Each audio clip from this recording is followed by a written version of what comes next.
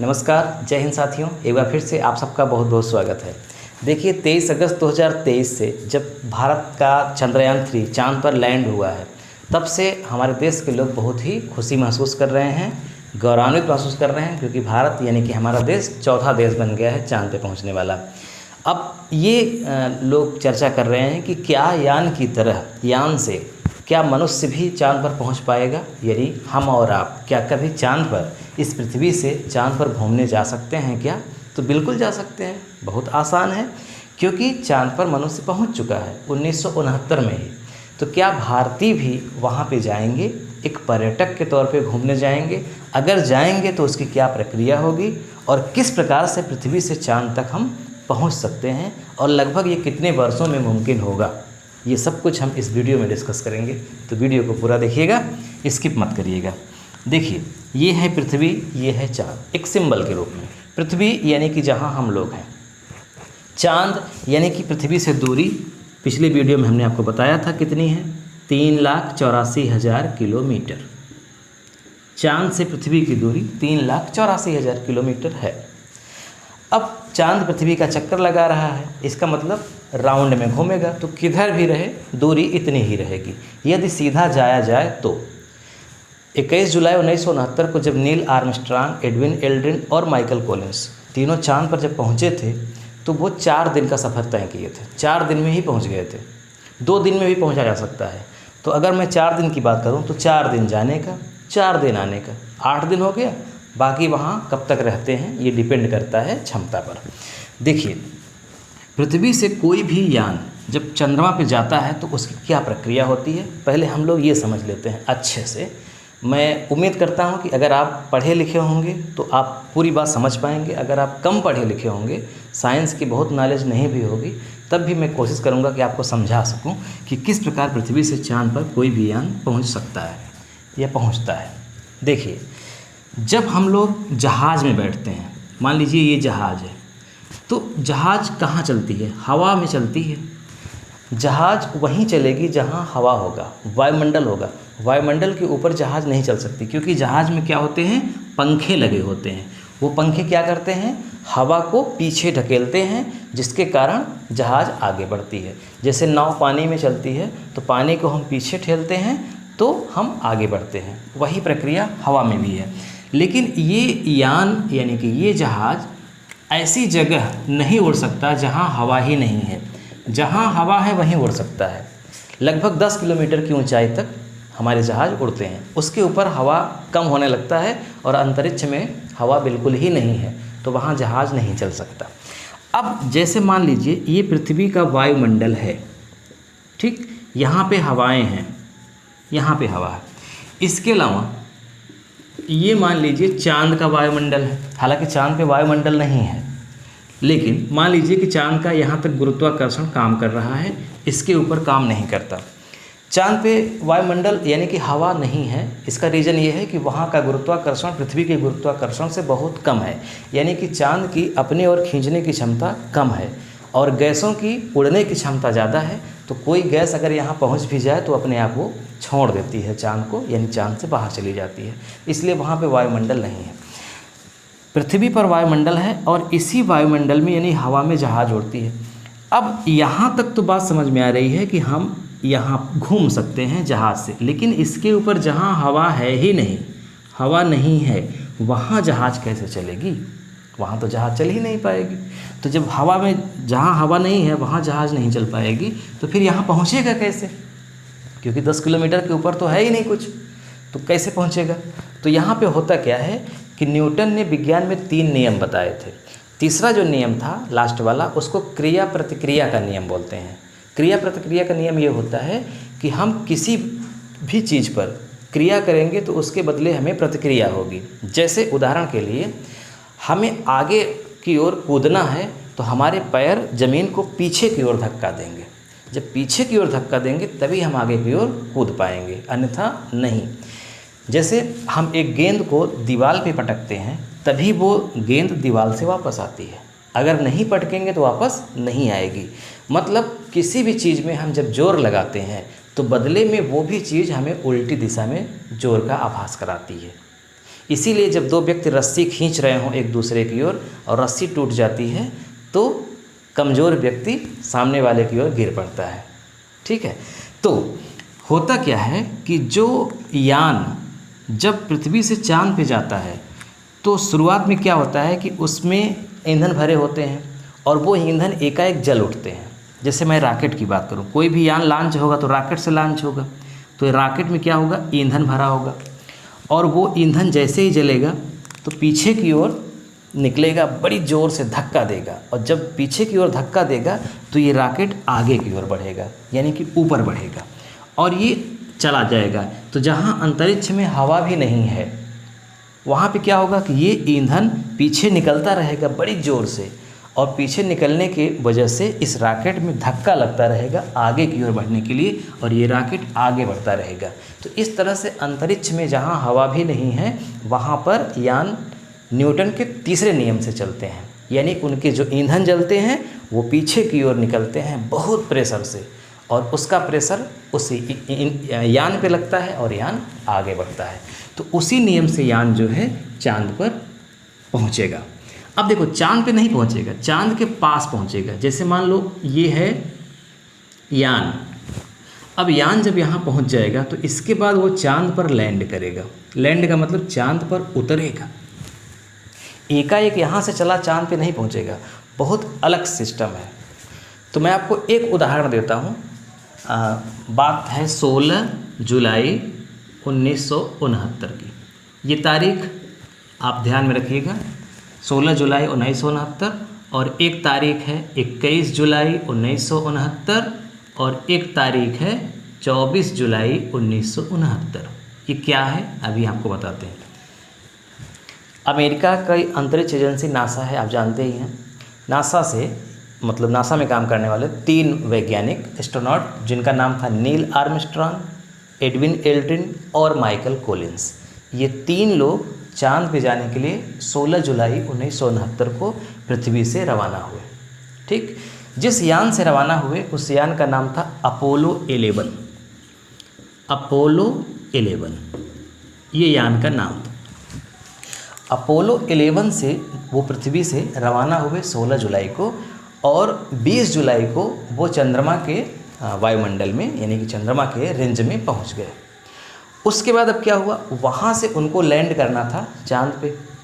तो हुआ क्या कि 3 लोग थे, समझिएगा ध्यान से, 3 लोग थे उसमें। मैंने नाम बता दिया, नील आर्मस्ट्रॉन्ग, एडविन एल्ड्रिन और माइकल कॉलिंस।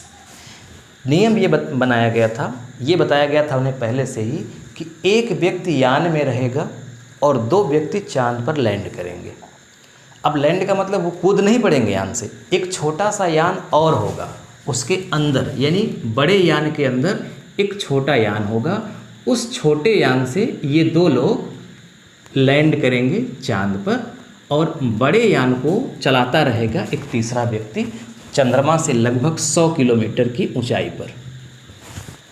ऐसा इसलिए कहा गया कि देखो चांद पर तो कोई गया नहीं है, लेकिन अब जैसे ही तीनों लोग चांद पे चले जाएंगे, हो सकता है जाते ही वहाँ भस्म हो जाए या लौट के न आ सके, तो कौन बताएगा क्या हुआ। भले वीडियो रिकॉर्डिंग हो रही थी उसकी, लेकिन आंखों देखा हाल अगर कोई बताए तो ज़्यादा ठीक होता है। इसीलिए ये नियम बनाया गया कि एक व्यक्ति यहाँ रहेगा, 2 व्यक्ति जाएंगे, ताकि अगर कोई भी घटना घटती है तो एक तीसरा व्यक्ति जीवित बचा रहे और वापस आकर के सारी बात विस्तार से बता सके। इसलिए जो इस बड़े यान में जो चंद्रमा से 100 किलोमीटर ऊंचाई पर था, उसमें रुके माइकल कॉलिंस। ठीक, 100 किलोमीटर ऊंचाई पर वो यान को उड़ा रहे थे। अब इस यान से एक छोटा सा यान जो इसके अंदर था, उसमें नील आर्मस्ट्रॉन्ग और एडविन एल्ड्रिन वहाँ से निकले और लैंड किए चांद पर। ठीक है, चांद पर किस प्रकार लैंड किए, अभी जैसे आप लोगों ने देखा था टीवी में 23 अगस्त को भारत का चंद्रयान 3 जैसे लैंड हुआ, एकदम वैसे ही लैंड होगा। जैसे ही वहाँ से नीचे उतरने लगेगा, उसके इंजन खोल दिए जाएंगे और वो इंजन क्या करेंगे, नीचे धक्का देंगे। जो ईंधन पीछे निकलता है तो आगे बढ़ता है यान, तो वही ईंधन नीचे की ओर निकलने लगेगा, यानी कि नीचे धक्का देगा तो यान ऊपर की ओर उठेगा। तो चूंकि उसकी गति नीचे की ओर है तो वो ऊपर नहीं उठेगा, लेकिन उसकी गति धीमी हो जाएगी, काफ़ी धीमी हो जाएगी। तो वो धीमे धीमे ही आएगा। अगर एकाएक बहुत तेज़ी से आ जाएगा तो ब्लास्ट हो जाएगा। तो ये चीज़ था। तो दो लोग जब चांद पर आए, मान लो मैं यहाँ पे बना देता हूँ, उनका यान यहाँ पर लैंड हो गया चांद पर। उस स्थान का नाम था sea of tranquility. Sea of tranquility पर लैंड हुआ। अब उसमें से दो लोग थे, नील आर्मस्ट्रांग, एडविन एल्ड्रिन। तो सबसे पहले नील आर्मस्ट्रांग ने अपना एक पैर चांद पर रखा, ठीक है। अब जब एक पैर चांद पर रखा नील आर्मस्ट्रांग ने, तो पहला व्यक्ति बन गया चांद पे पैर रखने वाला नील आर्मस्ट्रांग।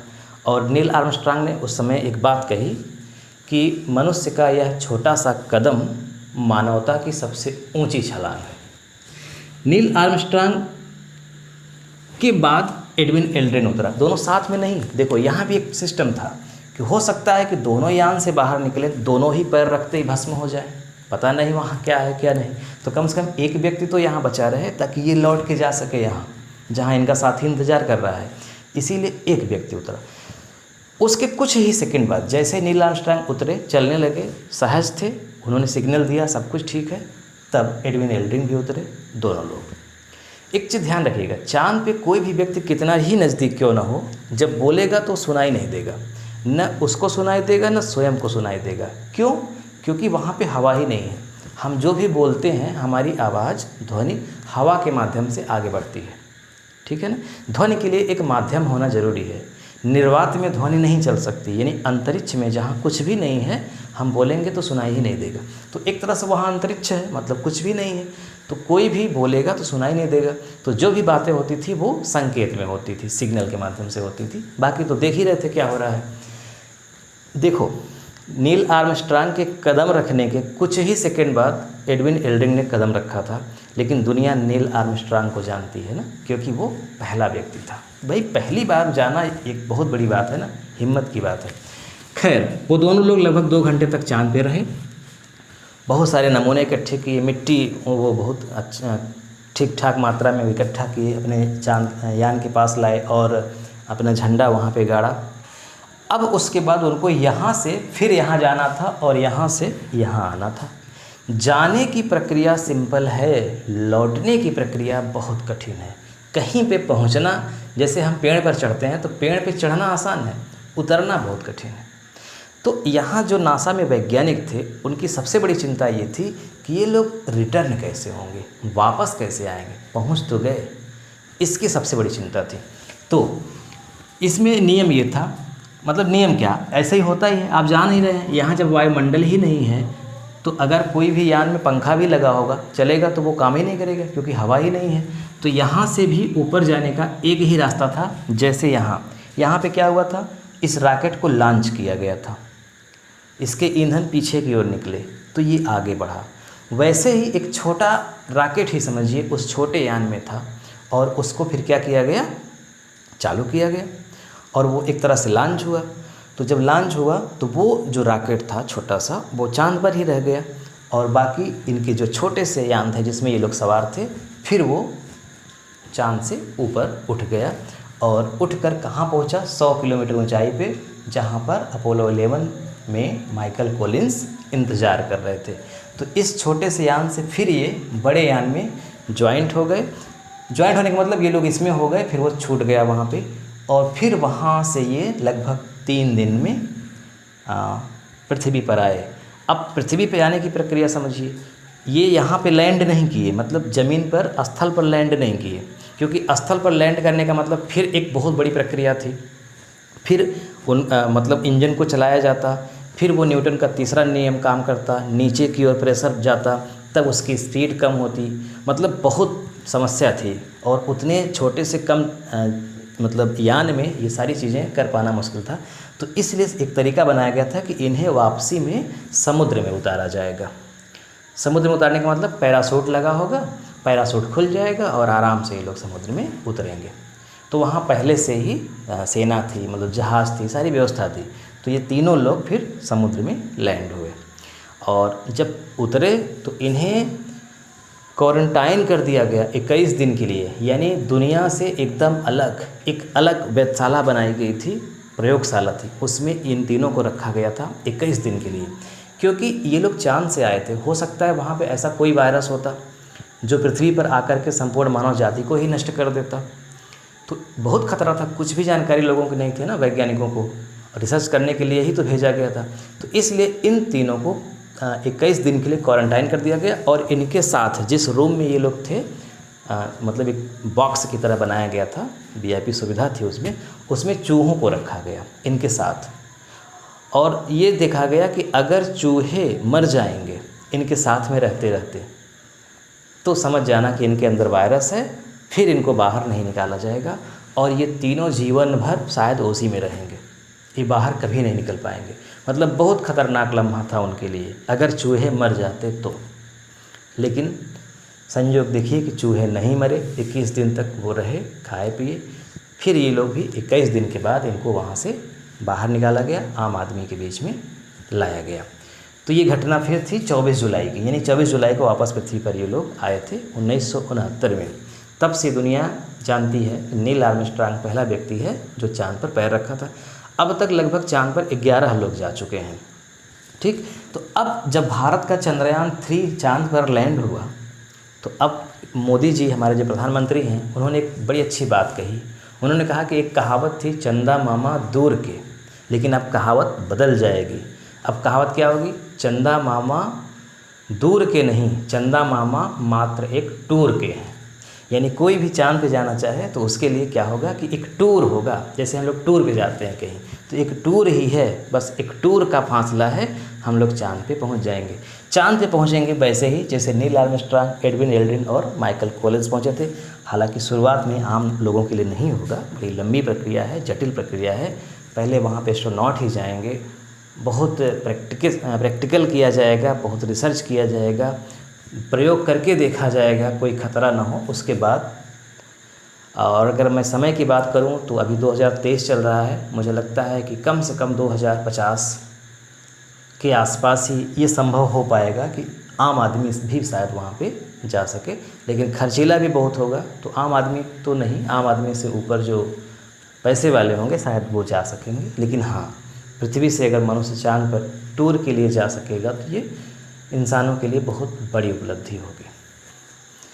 तो आज के वीडियो में बस इतना ही। वीडियो कैसा लगा कमेंट करके ज़रूर बताइएगा। और हमारे चैनल को आपने सब्सक्राइब नहीं किया है तो मैं रिक्वेस्ट करता हूं कि आप चैनल को सब्सक्राइब कर लीजिए, घंटी भी चालू कर लीजिए और आप कमेंट करिए कि आप किस टॉपिक पर वीडियो चाहते हैं। मैं डिटेल में आपको वीडियो बना के भेजूँगा, आप देखिए, नॉलेज लीजिए, एंजॉय करिए।